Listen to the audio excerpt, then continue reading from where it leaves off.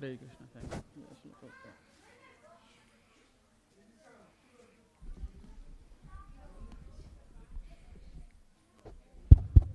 Hare Krishna. So we'll chant the Jai Radha Madhava prayers. You can all sing.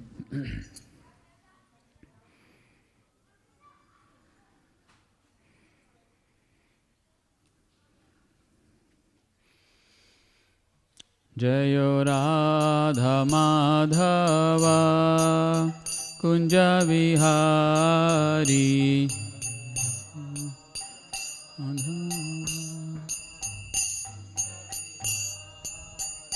Jayo Radha Madhava Kunja Vihari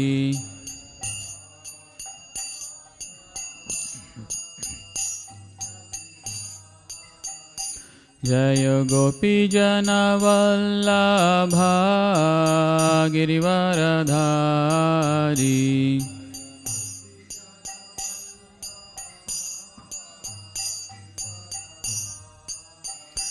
Jayo Gopi Jana Vallabha Girivaradhari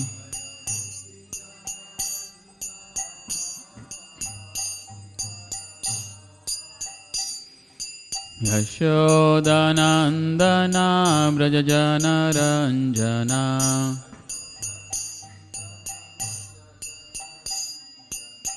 Yashodanandana Brajajana Ranjana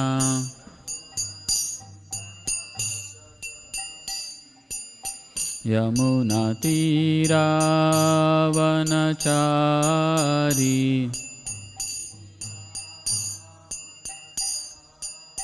Yamuna Tira Vanachari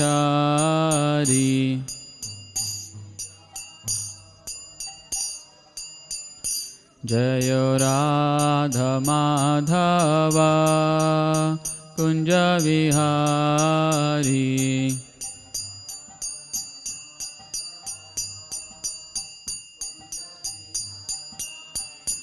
Jayo Gopi Jana Vallabha Girivaradhari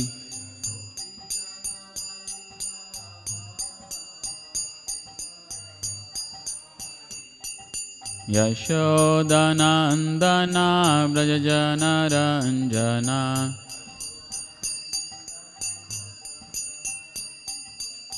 Yashodanandana Brajajana Ranjana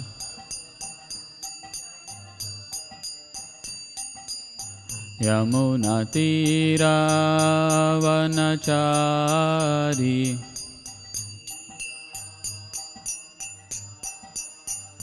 Jayo Radha Madhava Kunja Vihari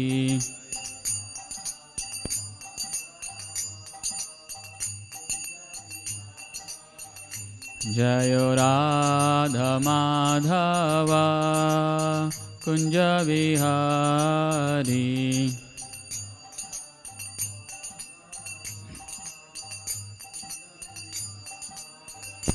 Hare Krishna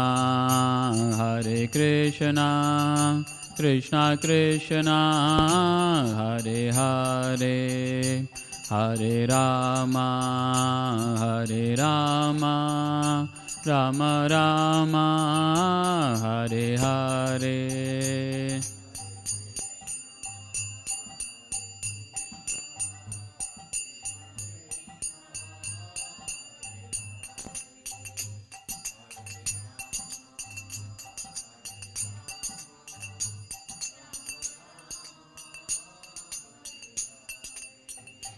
Hare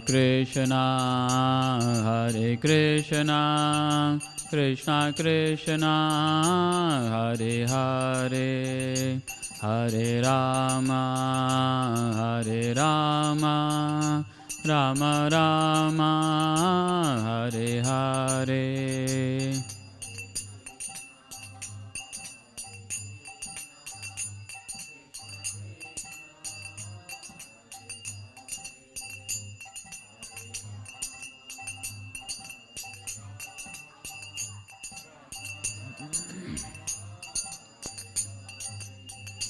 Hare Krishna,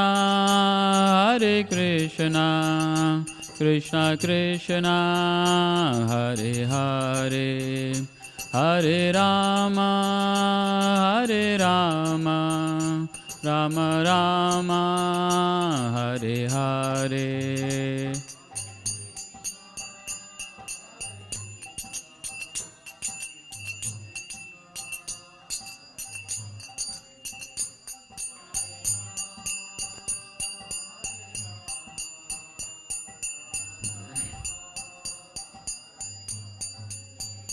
Hare Krishna,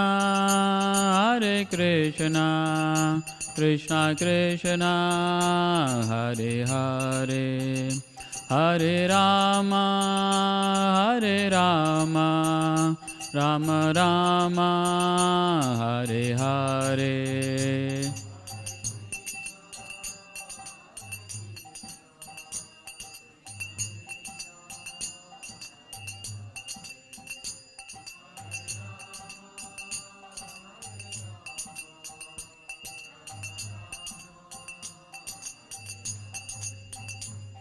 Hare Krishna, Krishna Krishna, Hare Hare, Hare Rama,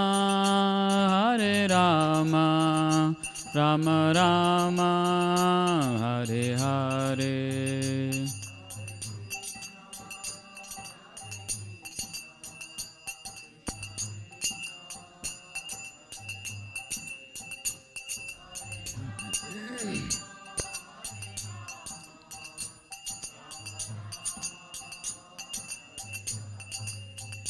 Hare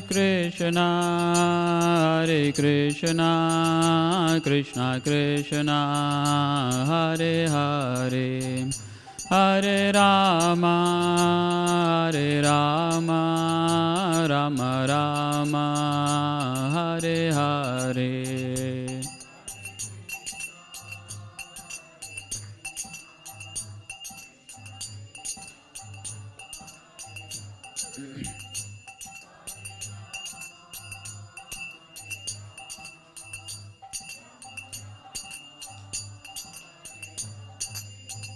Jayo Krishna Balaram, Jayo Krishna Balaram, Krishna Balaram, Jayo Krishna Balaram.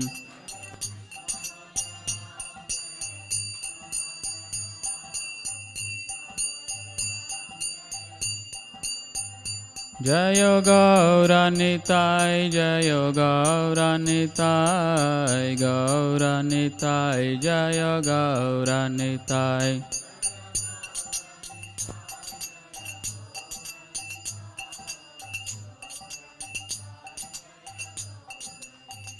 Jayo Srinivas Govinda, Jayo Srinivas Govinda, Jayo Srinivas Govinda, Jayo Srinivas Govinda.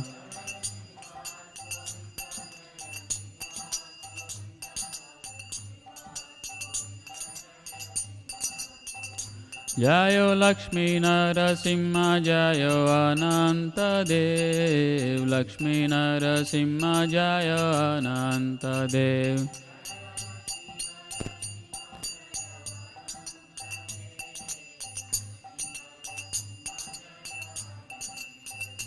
Jayo Jayo Prabhupada, Prabhupada, Prabhupada, Jayo Jayo Prabhupada.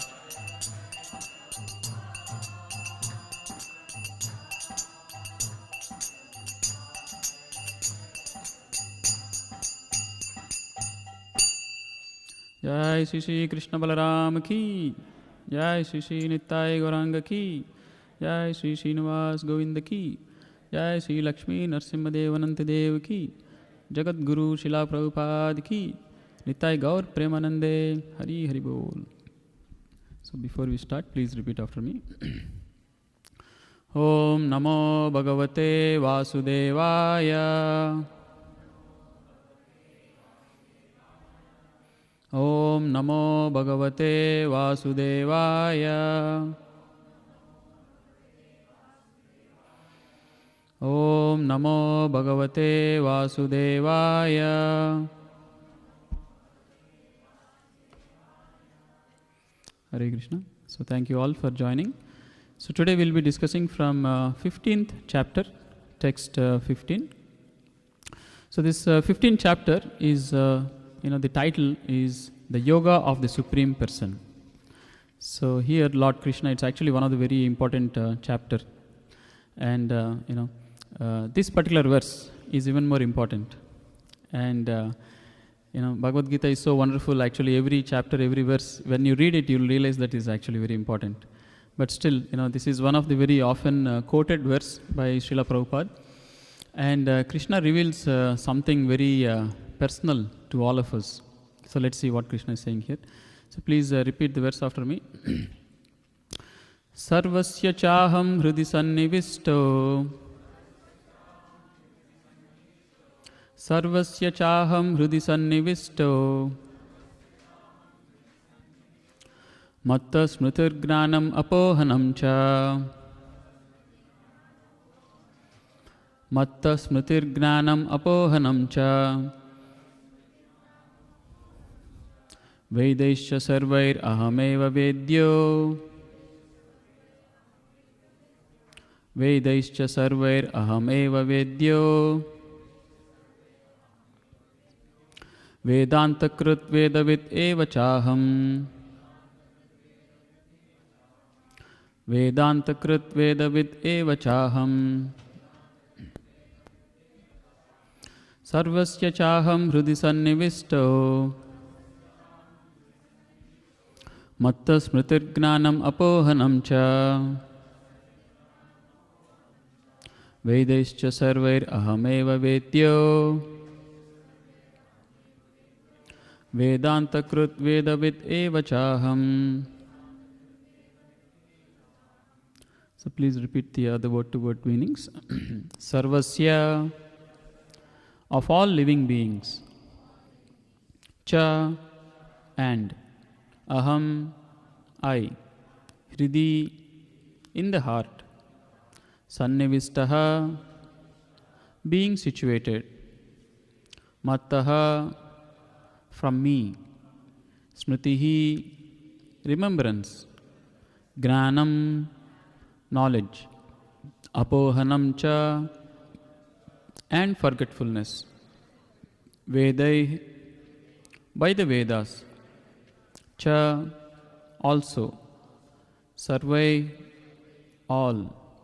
Aham, I am. Eva, certainly. Vedyaha, knowable. Vedanta krit, the compiler of the Vedanta. Vedavit, the knower of the Vedas. Eva, certainly. Cha, and. Aham, I. Translation and purport by His Divine Grace Abhay Charnaravinda Bhakti Vedanta Swami Srila Prabhupada Ki Jai. Translation. I am seated in everyone's heart, and from me come remembrance, knowledge, and forgetfulness.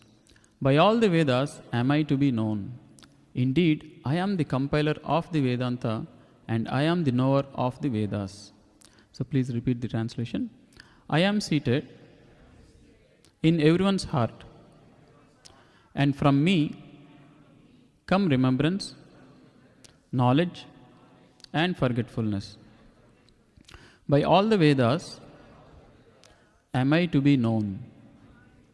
Indeed, I am the compiler of Vedanta, and I am the knower of the Vedas. I'll read the purport.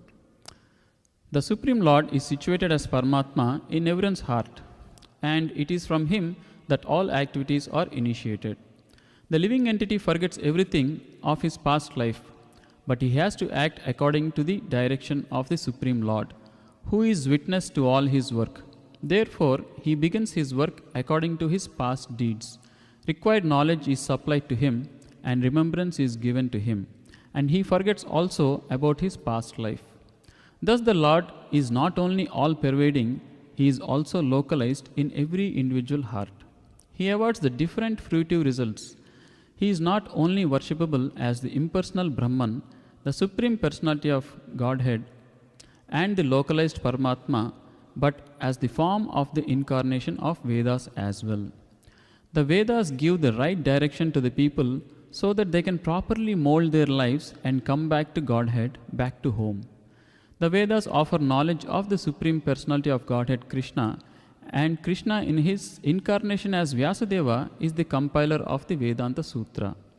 The commentation on the Vedanta Sutra by Vyasadeva in Srimad Bhagavatam gives the real understanding of Vedanta Sutra. The Supreme Lord is so full that for the deliverance of the conditioned soul, he is the supplier and digester of foodstuff, the witness of his activity, the giver of knowledge in the form of Vedas, and as the Supreme Personality of Godhead Sri Krishna, the teacher of Bhagavad Gita. He is worshipable by the conditioned soul. Thus God is all good, God is all merciful. Antaha pravishtaha sasta gnanam. Shasta gnanam. The living entity forgets as soon as he quits his present body. But he begins his work again, initiated by the Supreme Lord. Although he forgets, the Lord gives him the intelligence to renew his work where he ended his last life. So not only does a living entity enjoy or suffer in this world according to the dictation from the Supreme Lord situated locally in the heart, but he receives the opportunity to understand Vedas from him. If one is serious to understand the Vedic knowledge, then Krishna gives the required intelligence. Why does he present the Vedic knowledge for understanding? Because a living entity individually needs to understand Krishna. Vedic literature confirms this. Yo so sarvair veder gayate. In all Vedic literature, beginning from the four Vedas, Vedanta Sutra, and the Upanishads and Puranas, the glories of the Supreme Lord are celebrated. By performing Vedic rituals, discussing the Vedic philosophy, and worshipping the Lord in devotional service, he is attained. Therefore, the purpose of the Vedas is to understand Krishna. The Vedas give us direction to understand Krishna and the process of understanding. The ultimate goal is the Supreme Personality of Godhead. Vedanta Sutra confirms this in the following words. Tattu samanvayat. One can attain perfection by understanding Vedic literature, and one can understand his relationship with the Supreme Personality of Godhead by performing the different processes. Thus one can approach him and at the end attain the supreme goal, who is no other than Supreme Personality of Godhead. In this verse, however, the purpose of the Vedas, the understanding of the Vedas, and the goal of Vedas are clearly defined. Thus ends the purport. Om Agnanatimirandasya Gnananjana Shalakaya Chakshurunmilitanyena Tasmai Shri Guruve Namaha. Namo Vishnupadaya Krishna Prestaya Bhutale Srimate Bhaktivedanta Swaminiti Namine. Namaste Saraswate Deve Gauravani Pracharine Nirvishesha Shunyavadi Paschatya Deshatarine. Jai Sri Krishna Chaitanya Prabhu Nityananda Sri Advaita Gadadara Srivasadi Gaura Bhaktarunda. Hare Krishna, Krishna Krishna, Hare Hare, Hare Rama, Rama Rama, Hare Hare. Hare Krishna. So, as we were discussing, this verse is very important and this chapter is also very important. And this chapter, at least these verses, from around verse 12 towards the end of this chapter, there are around 20 verses in this chapter. Krishna actually explains how he is, present in this world and how he is actually, working in this world for all of us. Right? And when we say about God, the Vedic scriptures give a very clear definition of God. Right? There are actually three aspects of understanding God. In the Srimad Bhagavatam it is said, Vadanti tat tattvavidas tattvam yat jnanam advayam brahmeti paramatmeti bhagavaniti shabdete. So it says that tattva, the Supreme Personality of Godhead, right?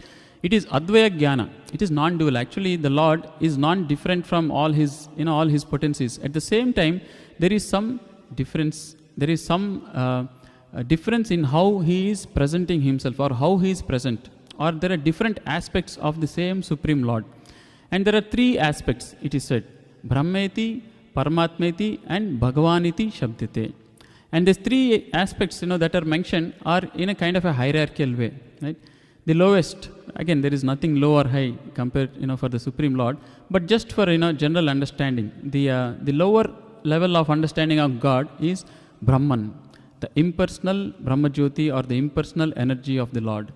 And the next level of understanding is the Paramatma. The Paramatma is the localized aspect. And what is this Paramatma? Krishna is saying in this verse very clearly, Sarvasya chaham hrudi sannivisto. I am present in everyone's heart. So the Lord, we know we are all individual living beings. We know each other, we are different from other person. We have our own individuality, right? I am different than you. You have your own thinking, feeling, willing. I have my own thinking, feeling, willing. Everyone has this, right? Everyone, we are all individual. So there is this individual being within this body. We have talked many times, right? This body is like a machine. Krishna also says, Yantra Rudani Maya. This body is exactly like a machine. Even scientifically, if you analyze, bones are made of calcium, the flesh and everything, there is water and there is organic matter. It's all pure material, right? It's a machine actually. It's an organic machine. And just like, when you have auto mechanic repair some problem, some exhaust is not working, they will replace the exhaust and they will put a new one. In the same way, the body is also very similar, isn't it?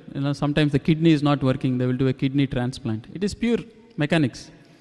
There is a joke actually. There is an auto mechanic, he talks to a doctor and he also analyzes like this. And he says to the doctor, hey, you know what? We both are doing the same job, right? There is a machine, the vehicle is a machine. Whenever there's a problem, I am fixing it and replacing parts and everything. And then he says to the doctor, don't you agree? You're also doing same thing. The body is a machine. Wherever there's a problem, you're fixing that machine, right? You're doing sometimes surgery or sometimes you're doing patchwork. Sometimes the mechanic, he does patchwork, right? So sometimes there is just a cut or something. The doctor does stitching and bandage is a patchwork. So the mechanic is saying to the doctor, don't you agree? We both are just mechanics, right? We are doing the same thing. Doctor says, yeah, you're right. Body is actually a machine, we are also doing. Then he says, then why are you guys getting paid so much, right? And the mechanics, we get paid so less. Don't you think this is not fair? Is this fair? The doctor thinks for a second and says, you know what, you seem to have a point. But then he says, no, I know why. He says, why? He says, because we have to fix the machine while the engine is running. Right? You can't stop the heart and take it aside and fix it and bring it back. So anyway, jokes apart. But this body is nothing but a machine. So in the same way, we are all individual beings in these individual bodies which are like machines. But then Krishna here is saying that not just you, I am also there in everyone's heart. So in our heart, the Lord is present. This is the Paramatma feature, a wonderful feature of the Lord. If one just understands this aspect very deeply, he will be amazed. Wow, the Lord is with me all the time. So all our devotees are traveling from very far, sometimes from mountain house. Oh, I came all the way to Krishna Balaram Mandir to see Krishna, but Krishna is there in my heart itself. Do I really need to go to temple? Well, if you can see the Lord in your heart, then yes, you don't have to come. But because we are not at the level where we can see the Lord in our heart, we still have to come to the temple, take the darshan of the Lord, so that one day the Lord in the heart will be revealed. And when that is revealed, that time you won't think, oh, I have seen the Lord here, I don't want to go to temple. You will be even more enthusiastic to come. Why? Because there is opportunity to do service to the Lord in the temple. In your heart, how much can you do? You can't do arati, everything, right? You can't do mandir marjana. So there is pleasure in service. Once your relationship is built with somebody, there is pleasure in service. Like you have your best friend and he's saying, I am moving. He'll say, oh, very good, enjoy. He says, but he will say, oh, I will come and I'll help you. He'll say, no, I have already booked this movers. No, but he takes pleasure in helping his friend. He says, no, I will still come. And even though the movers are there, he will also still do something. And he derives the pleasure, that satisfaction. That is the real, pleasure of relationship. Real relationship is when there is service to each other. And that is where, the devotees are always trying to serve the Lord. And what is the Lord doing? Is he just taking service? Oh, I will just take service. This is very nice, very interesting. All devotees coming. Now the Lord also wants to derive the same pleasure. So he is also engaged in serving his devotees. How? We are discussing Bhagavad Gita. In the front page, you see, where is the Lord? He has become charioteer. If the devotee, he knows he is subordinate, the Lord is the provider, and I will serve him. Krishna is saying, well, I also want to serve you. He becomes the charioteer here, we see. When the Pandavas, they were performing this Rajasuya Yagna, Krishna, he also took up a service, right?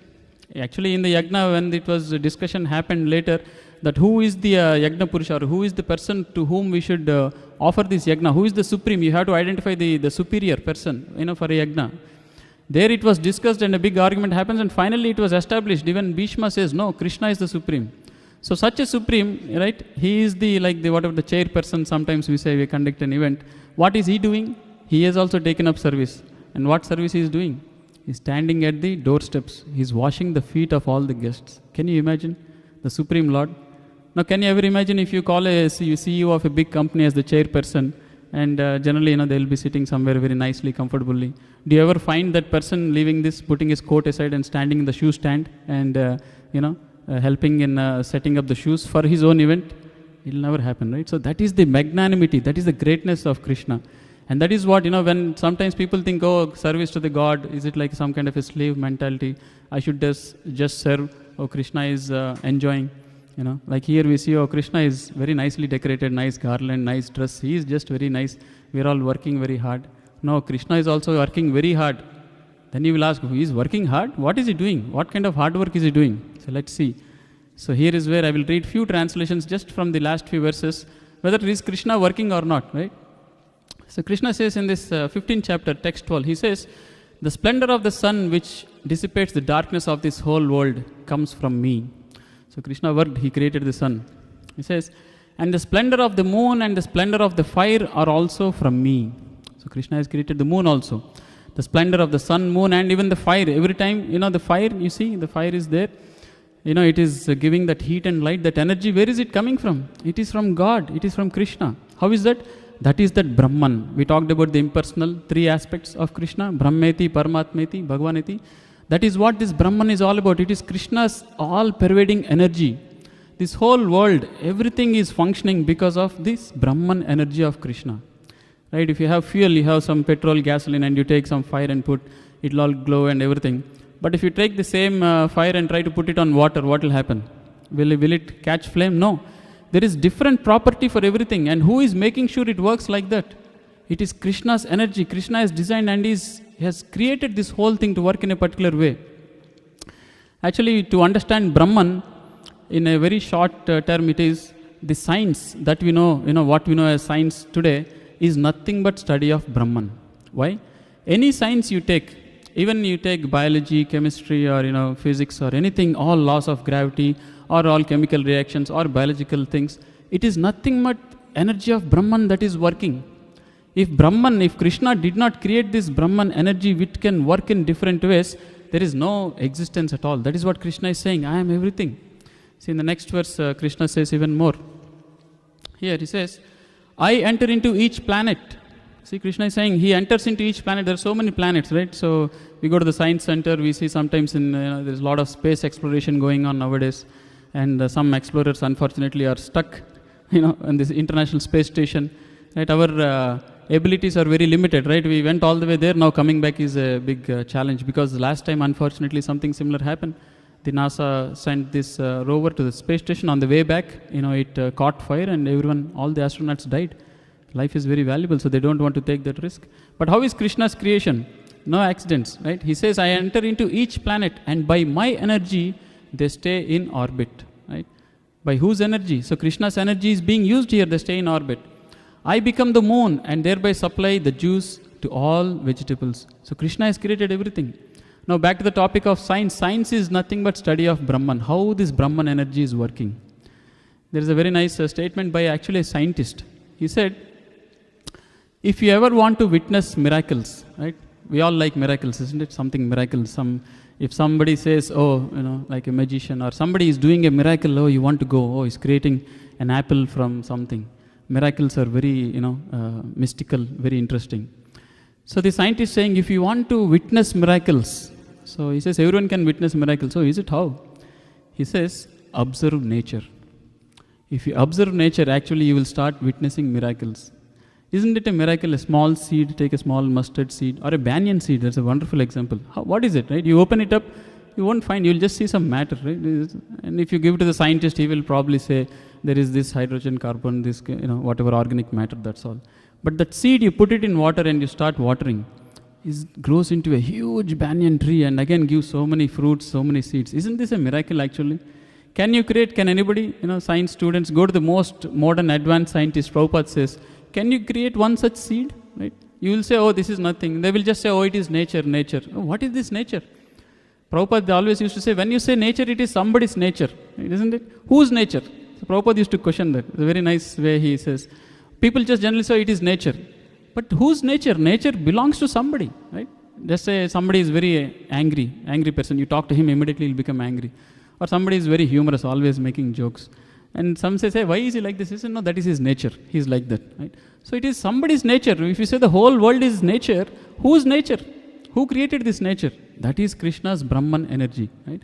So Krishna is not just sitting idle, only enjoying. He's actually created this whole world. So now all these scientific laws around us, if you see, who created all this? Who is making sure they work that way? So much level of consistency. You take the fuel, in the ocean or in the space, anywhere it will still burn. The science, the law works perfectly. The gravitational law works perfectly. Everything works perfectly. So Krishna has created this using his Brahman energy, right? So here let's see another verse. What else Krishna does using his Brahman energy? So he says, okay, one could say, okay, sun, moon, he created once. Maybe everything also he created once. It's all over, isn't it? He's taking rest after that? No, let's see. Krishna says, I am the fire of digestion in every living body. So he's constantly working. Krishna says, I am the fire. See, it is his energy. Again, what does this I mean? It is this Brahman energy. He's talking about this Brahman. And I am the air of life, this air that we are all breathing. Right? There was a humorous statement. It said, we actually, live only for maybe 1.5 minutes. But we renew our living license by taking a breath every time, right? So if air is not there, we will only live for 1.5 minutes. But Krishna is constantly supplying air, and that's why we are living. So here is saying, I am the air of life. So this air is nothing but Krishna's energy. Krishna has provided this air. Right? There's another incident where a person who was admitted in ICU, and he was being discharged, and there was a big bill given to him. He asked, what is this? He says, oh, no, this is for the ventilator. That we had put you on. What is ventilator? He says that we had to give air into you so that you recover and everything. And he says, such a big bill for air you have given me for 2 days, and tears come out of his eyes. He says, why are you crying? Don't you have money to pay this bill? He says, no, I have money to pay this bill, but I'm just thinking how much I'm due to the Supreme Lord who has given so much air. All my life I've been breathing. For 2 days of air you have supplied, you're charging me so much, so how much I should pay to the Lord, right? I take it for granted, right? So that is how Krishna, if you just analyze, if you read the scriptures, you will see how the Lord is providing for us, right? I am the air of life, outgoing and incoming, by which I digest the 4 kinds of foodstuff. So Krishna is saying he's using this air, and he's probably using this fire. Just like when there is, you want to bring a flame, you have charcoal, you will actually put some air, isn't it? You see this corn, when they make, they will actually blow. It seems ironical, right? If you want fire, you blowing it away to bring more fire, but somehow you blow air, and the fire will catch up. So Krishna is saying in the same way, I am using this air, I am the fire, and I am digesting the foodstuffs of everyone, of all of us. Right? We all have breakfast, we'll have nice feast, and we enjoy it very nice. The work is now for Krishna, he has to digest all this. Right? So not just that, what else Krishna is doing, we can see. So like this is all the impersonal energy of Krishna, the Brahman aspect of Krishna. He has created this world, he had created all these energies, all this to facilitate. What is he trying to do? Actually, he is trying to facilitate our desires. He's trying to facilitate our activities. Why did Krishna create the sun, the moon, the fire, the air, the digestion? Why is he doing all this? So here Krishna is saying that to facilitate an individual person's desires, to facilitate our activities. What are our activities? He's saying, I am seated in everyone's heart. Here he says, Sarvasya chaham hrudi sannivisto. It's not just the sun, moon and energy and all these chemicals and ingredients in this world that we see, that is the Brahman. Now he's coming to the next aspect as a Paramatma also. As in an impersonal way, he has set up all these things. I'll give an example of impersonal setup. Like you see this automotive, again I go to the auto. This cars and everything that are manufactured or any modern equipment, there are assembly plants, right? Have you ever seen in the TV they show in Discovery Channel or how it is made kind of a thing? They're all mechanical robots and everything. So there is a conveyor belt going, something will come, they will all just assemble and everything will do its thing, they'll do everything and finally a product is out, right? So this impersonal energy is very much like that assembly plant. Everything is in place. All the laws and energies and everything just works exactly like the assembly plant. It goes to a particular place, it will do something.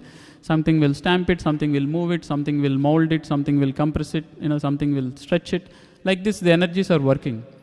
So a person who has invented this whole mechanics, right, it is his impersonal energy in one sense. If you ask, oh, this is a very wonderful mechanics, who created this? They'll say some inventor. Oh, originally I think it was the Ford who initially came up with the idea of these assembly plants for this automatic, automotive vehicles. So it is Ford's impersonal energy working in one sense, right? If you see this, it is impersonal. Why impersonal? Because when you say personal, there is thinking, feeling, willing, there is reciprocation. But impersonal, there is nothing, it just works like a machine. So far Krishna has explained his Brahman energy, which just works like a machine. He has set up everything. It's still a lot of work, a lot of thought, a lot of, effort. But then there is the personal aspect. When it comes to Paramatma, there is an individual personal aspect. What is personal? Personal means a individual relationship with a person.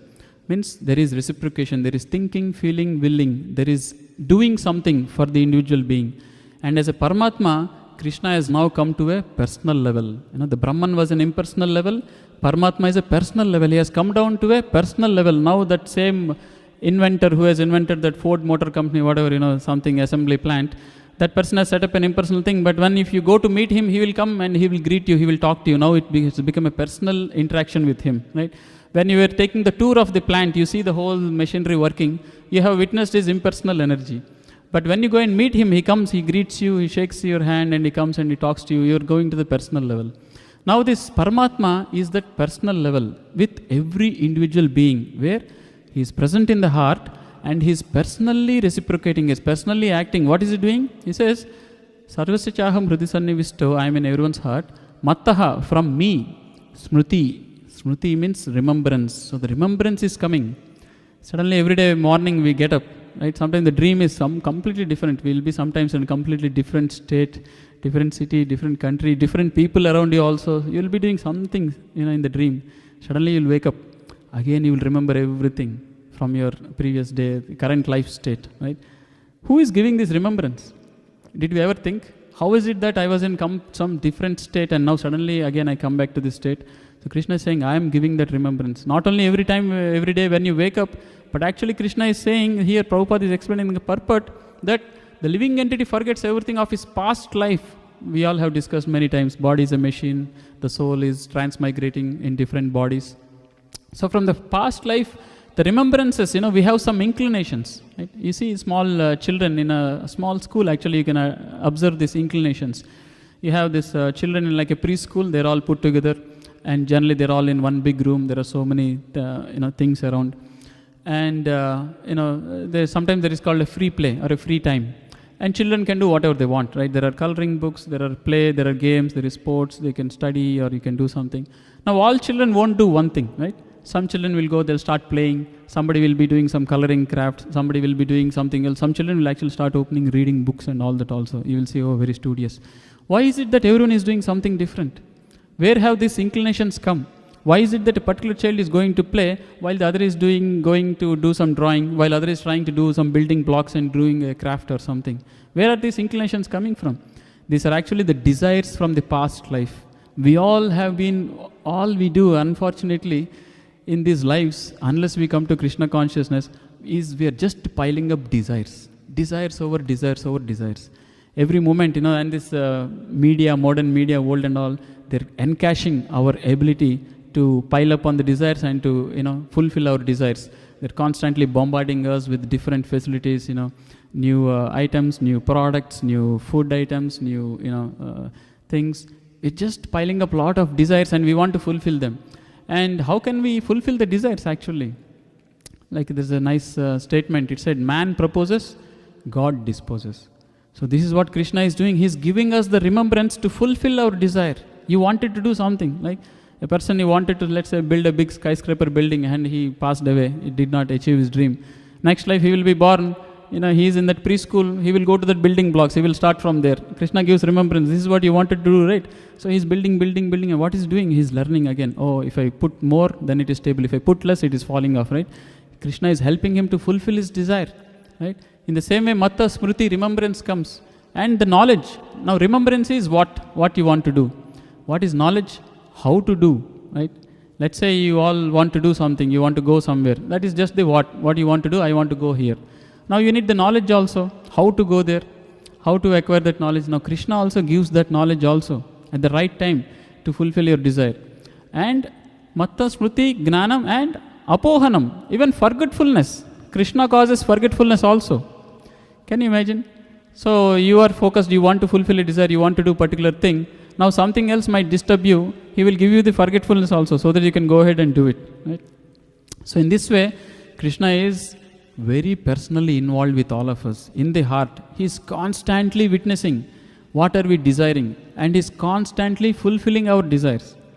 Now one might question, then why Krishna is not fulfilling all my desires? Right? I wanted so and so, only some desires got fulfilled. Why other desires not fulfilled? Right? Now there, Krishna, while he is doing all this, he is also acting as a perfect judge. We have to deserve. Right? What does the judge do? If there is a court case, somebody took some money from somebody and both go to the court, and sometimes he will award the money to one person. Yes, you have to pay him along with interest and fine. He is awarding that to him. And the other person, he doesn't get.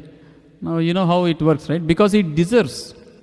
That is why he is giving. So somebody he is giving him money, somebody is saying you taking away the money also, right? So Krishna works as a perfect judge. So he is impartial. He doesn't want to be partial to anybody. Sometimes we think, Krishna was favoring this person. He got very, good health, good job, good life. I am struggling. Krishna is very unfavorable. Sometimes people complain. They go, I go to temple, I pray. Krishna is not fulfilling my desire. Now one thing we have to understand, the judge in a court is not our servant, is not our order carrier. Right? Krishna is a supreme judge. So when you come to the supreme judge, you can't expect him to be your order carrier. Sometimes people are upset, I prayed, Krishna didn't fulfill my desire. Well, Krishna is your servant, right? To fulfill, is he your order carrier? We have to understand, yes, Krishna has the ability, he can do anything and everything. That doesn't mean we exploit and we want Krishna to, whatever we want to do. But then it will become an unfair thing, just because he prayed, he's doing so and so. So Krishna acts as a perfect judge. If you deserve, he will give you. So that way you can never find a flaw, just like the high court judge. You can never find a flaw in him. Somebody who doesn't have deep understanding might say, this judge seems to be very partial. Every day I see one person is getting benefited, one person is getting, not benefited. And I don't know how he works. Sometimes he is benefiting a rich person, sometimes he is benefiting a poor person also. He seems to be crazy, right? One could say that. But one who understands the science of how judge works, he knows that no, unless a person deserves, he won't get something. So though Krishna is in the heart, he is constantly fulfilling our desires, he is constantly giving us remembrance, forgetfulness and knowledge, he is also working as a judge that until we deserve, we won't get it. Now this is how Krishna as a Paramatma is working in the heart. But then Krishna is immediately saying something in this verse that Vedescha sarvair ahameva vedyo Vedantakrit Vedantavid evacha aham. Krishna is saying one more thing, that actually I am the compiler of the Vedas and I am the knower of the Vedas, and from the Vedas I am to be known. Why is Krishna saying this? Because the previous part what we saw, we are constantly piling up a lot of desires. Krishna is trying to fulfill whatever desires we deserve. He is trying to be fair to everybody. But what is happening is, when we are working to continuously build up our desires and fulfill our desires, we are getting entangled. What is entanglement? We are accumulating karma. Sometimes even if you want to do a bad thing, even for an expert thief who stole a lot of money from a bank also, for him who is giving intelligence? Krishna gave. For him who is giving remembrance? Krishna gave. So then can we blame Krishna? Just like, in the house, the same toys are given to the children to play. Now, if somebody takes one toy and starts harming and hurt another kid, can you blame the parent? Why did you give toy? The blame is to the child. No, why did you misuse the toy to beat somebody? Didn't we tell you should play seriously, right? You should play nicely. So it is our own free will. Just because Krishna gave us facility, we can't blame Krishna. Krishna is being fair. You deserve it. You deserve to build a big, accumulate a lot of machinery and weapons, and now you want to use this to kill. Sometimes people do that. A lot of mass attacks, mass killing in Las Vegas, a very famous thing. And it happened, there was a concert going on. Somebody, the bad person, set up a huge machine gun and all this, and he went on firing. 67 people or somebody died. Now, Krishna, he deserved enough, karma to accumulate all that things, buying so much money. With the money, he bought all this, and then he misused it. Just because a child misused something, you can't blame the teacher for providing the facility, right? Facility is provided, just like the government, right? It provides facility for all of us. Everyone can drive cars. Now, if somebody purposely doesn't drive properly and, causes an accident and causes a harm, can you blame the government? Oh, you should not have built roads in the first place. You should not have allowed cars in the first place. Is this a nice thing to say? 99.9% people are nicely accomplishing their goals, right, by using properly. So misutilization of facility cannot be blamed on God, right? And unfortunately, what's happening? Every one of us, unless we come under the shelter of a pure devotee, we misutilize our free will. We are going on building so many desires over desires, and we are trying to fulfill those desires. Sometimes we are taking up improper means also. Sometimes cheating, sometimes lying, sometimes, some levels of crime, and all these things are going on. And what is happening because of all this? We are accumulating bad karma. So what we deserve from good becomes to, we will start deserving something bad. We will start getting punished. That is why all the, unfortunate things happening in this world, people are suffering, isn't it? Suffering from diseases, suffering from, neighbors, suffering, so many kinds of sufferings are all happening. Why? Because of, why does a prisoner suffer in the prison? Because he has done some crime, isn't it? Has done something wrong. So now if the Lord is a supreme judge and this whole world is created by him and some people are suffering, it is because the individual person has misused his free will and has done something wrong, and now he is suffering. So now Krishna wants us to save us from the suffering also. He is helping us. He has provided a fair ground for all of us to do what we want. At the same time, he also wants us to help us out of this big, entanglement we got into, a big trouble. We are only causing trouble for ourselves. Just like an immature child, he goes on committing only problem for himself. So the father comes and says, no, do like this, do like that, don't do this. This is a sharp object. Don't hold it like this. Put it aside, so that the child will come back on track and now be comfortably living, right? In the same way, the Vedic scriptures are given such that we can understand all this knowledge, all this information, and understand our position, our true position, and our true purpose of life. See, the root purpose of life, actually all of us, is Anandamayo Bhyasat. We all want to be happy. But unfortunately, we don't know how to be happy. Just like somebody is hungry, right? He wants to eat food. But if he doesn't know what is healthy food and he keeps eating unhealthy food, he will become more, pain. His situation will become more painful. Initially, the hunger was causing pain, but then he will eat all kinds of junk food, fats and sugars and greasy stuff. He will get other kind of problem. Hunger is satisfied, but now he will have diabetes, cholesterol, leg pain, this pain, that pain. He has to undergo so many surgeries and everything. So the purpose is to be happy, but a pain has caused him to do something. It has become more painful situation. So the purpose of the soul, we all want to be happy, but without knowing, just like the hungry man, without knowing he eats improper food, without knowing we are doing improper things and causing more and more trouble for us. So Krishna is saying, ultimately all you want to do is be happy. I am giving you the knowledge how to be happy. Just like the doctor will give the knowledge. You are hungry and you are eating, I will tell you what you should eat. Eat healthy food, right? And then you will not have all these problems. In the same way, we all want to be happy, but we are trying to derive that happiness in a wrong way, in an immature way. And the right way is by building our relationship with Krishna. Because, as I said, the real pleasure is actually in relationships, right? Even so much, ultimately people want to become rich and famous and beautiful and everything. Without another person, there is no real experience of that pleasure, isn't it? You have earned a lot of money, and you build a very big house, there is actually no happiness unless someone comes and says, oh, very nice house, looks very good. That is where, right? There is that reciprocation.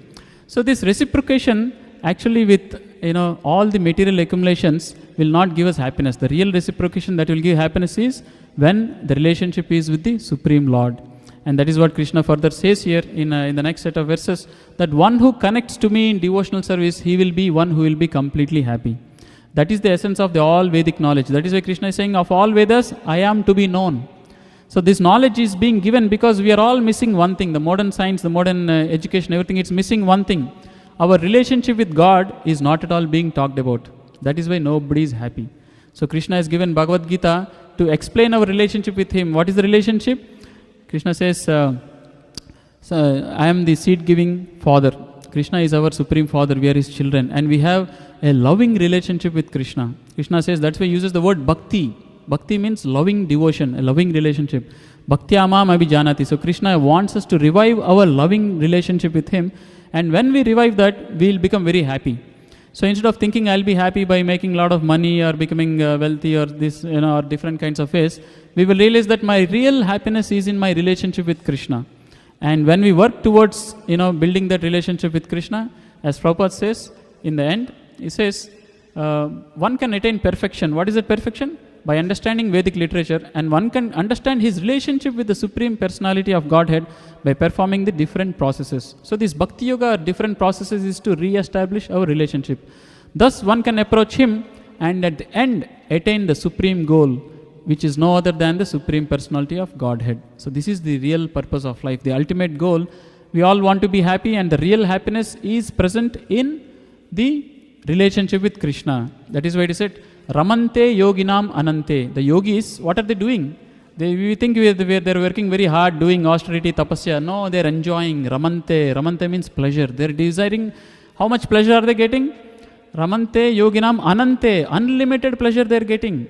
When we go to a movie or a dance or this thing, we are getting limited pleasure only till the show runs or till the time is there. After that, again back to work, back to taking care of back pain, stomach pain, headache, and all these things. No, it's limited pleasures. So the yogis are very intelligent. We are thinking they're working very hard, they are not enjoying. No, they are enjoying the highest. Ramante yoginam anante.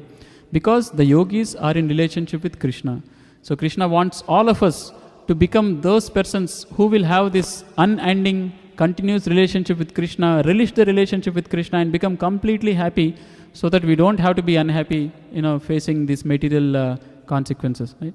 And one of the easiest process of becoming happy and building our relationship with Krishna is this chanting the Hare Krishna mantra. As Krishna himself says, Satatam kirtayanto mam yatantascha dradvrataha. So my devotees are always chanting, and they're deriving unlimited pleasure, he says. So let's all chant. I'll stop here. We'll all chant the Hare Krishna mantra 108 times. Before we do that, we'll chant the Guru Pranam mantra and Panchatattva mantra. So please repeat that with me. After that, we'll all chant the Hare Krishna mantra together. So please repeat. Nama Om Vishnupadaya Krishna Prestaya Bhutale Srimate Bhaktivedanta Swamin Iti Namine Namaste Saraswate Deve Gauravani Pracharine Nirvishesha Shunyavadi Paschatya Deshatarine Jai Sri Krishna Chaitanya Prabhu Nityananda Sri Advaita Gadadara Sri Vasadi Gaura Bhakta Vrinda. So we'll all chant Hare Krishna mantra together. And the most important thing to know is this chanting is a prayer. Prabhupada explains that we are addressing energy of the Lord and the Lord. O Radharani, O Krishna, please engage me in your service. What does that mean? This remembrance, forgetfulness and intelligence, we are actually praying to please give me the right remembrance, forgetfulness and intelligence, so that I can do the right things and build my relationship with you, rather than going away from you and causing trouble for myself. Right? So it is a prayer. So we should all chant in a prayerful mood. And the Lord has incarnated in the sound, so we should hear very attentively, and in a very prayerful mood we should chant the Hare Krishna mantra. Okay? So we'll all chant together now. Hare Krishna, Krishna Krishna, Hare Hare, Hare Ram, Ram Ram, Hare Hare. Hare Krishna, Krishna Krishna, Hare Hare, Hare Ram, Ram Ram, Hare Hare. Hare Krishna, Krishna Krishna, Hare Hare, Hare Ram, Ram, Hare Hare. Hare Krishna, Krishna Krishna, Hare Hare, Hare Ram, Ram, Hare Hare. Hare Krishna, Krishna Krishna, Hare Hare, Hare Ram, Ram, Hare Hare. Hare Krishna, Krishna Krishna, Hare Hare, Hare Ram, Ram, Hare Hare. Hare Krishna, Krishna Krishna, Hare Hare, Hare Ram, Ram, Hare Hare. Hare Krishna, Krishna Krishna, Hare Hare, Hare Ram, Ram, Hare Hare.